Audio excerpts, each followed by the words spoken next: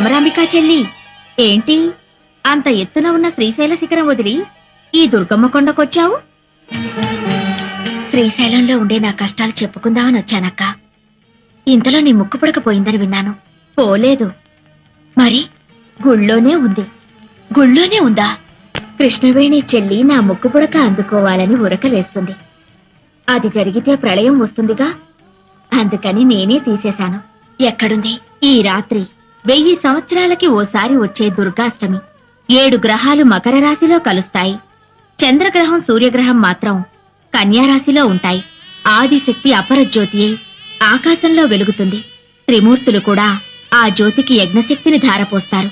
ఈ రాత్రి ఆ దివ్య గడియల్లో ఎవరైతే నా వ్రతం చేస్తారో వాళ్లకు నా ముక్కుపుడక దక్కుతుంది. నీ వ్రతం నేను చేస్తానక్కా.